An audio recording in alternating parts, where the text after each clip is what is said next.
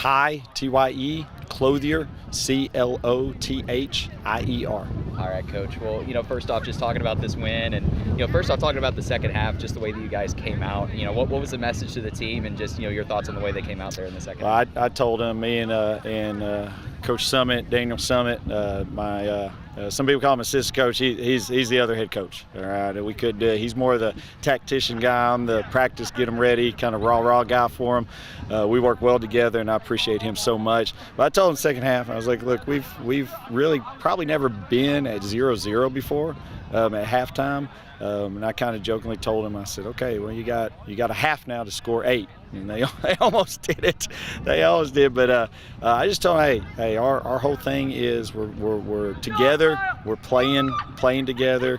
That's the big thing this year is you cover one of our guys up front, we got 3 or 4 more that are going to just smoke it down the hole. That they did today. And we just told them, hey, it's all gas, no brakes. We're just going to keep hammering down. And they did.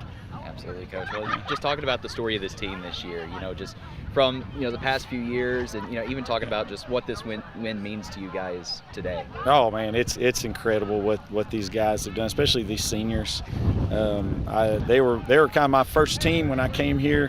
They were sophomores, and I kind of jokingly tell them, I appreciate them being patient with me. A basketball coach trying to coach soccer. They kind of stayed with me with my learning curve. But the biggest thing is everything they did from their sophomore year to now. They are so coachable. If I asked them to do it, they did it. They might not have agreed with it every time, but they did it. And I'm just so thankful they're letting me come along for the ride here. Absolutely. Well, and looking at this program, so when was the last time they won the conference? I'm trying to remember. I'm not sure. It's been a while. It wasn't with me. It's been a while, I think, and especially I'm not sure they've ever gone undefeated. That's 12-0 now with this win today. We secured that #1 seed last week, but it was nice to put a little bow on it on the season, getting that 12th win, perfect conference record. Well, and just the team makeup as well. Obviously, the guys on the team, but even some girls on the team as well. That coming about, and just what they bring to the team. Oh yeah, and Coach Daniel says it best. He says you see teams talking to us, in warm-ups, going, man, look how small they are. Look how skinny they are. Man, they ain't quick. They're nothing.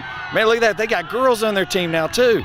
And then they kind of start realizing they're going to have to start playing once that whistle blows and we start going up and down the field. And, they do a great job.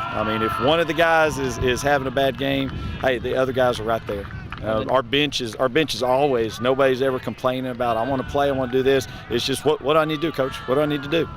Well, then, and even just watching the girls on the field, they legitimately, the fundamental, not out of place at all. They know how to play. They're not just out there. They're not just out there. They know what to do. That's the one thing I think that's really helped this team this year. Everybody's taken their role.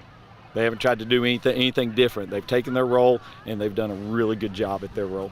Absolutely, Coach. Well, and just finally, talking about, between now and just the next steps for this team, just, kind of touch on that a little bit, just what the next steps are. Well, we kind of talk about, hopefully we got 4 more games left. All right, we're going to be the #1 out of the North going into the state tournament. I think if you look at our record, but then you look at the points we're putting up on the board, we got some scores.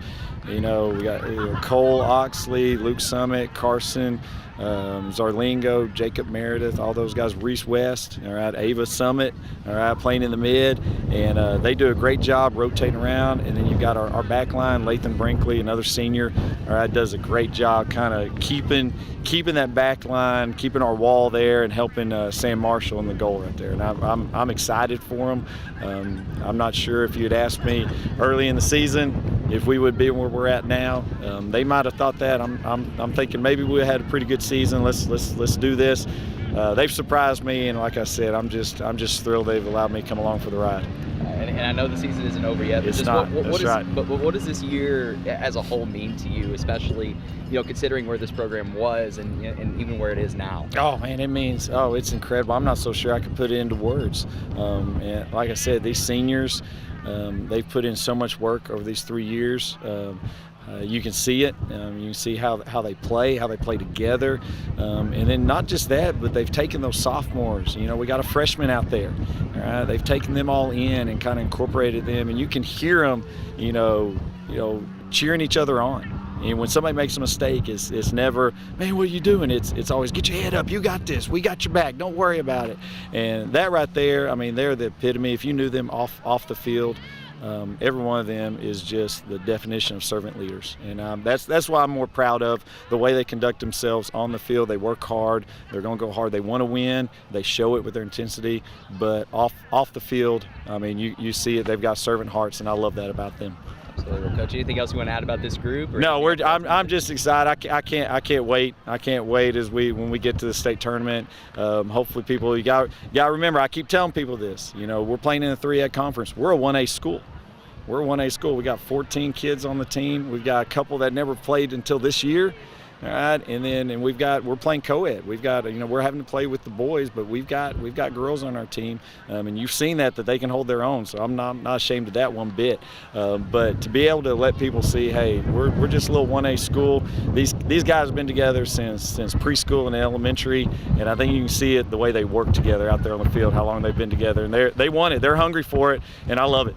Well, and you touched on it there, just, I mean, the challenges of being a 1A school competing in a 3A conference, just, how different, and I know the preparation in terms of on the field, I know none of that really changes, but when it comes to the challenges, I guess, in numbers and everything, just building interest in a program, but also just, I guess just kind of touch a little bit on the challenges. That's a big challenge because you never know from spring to spring how many you're going to have out.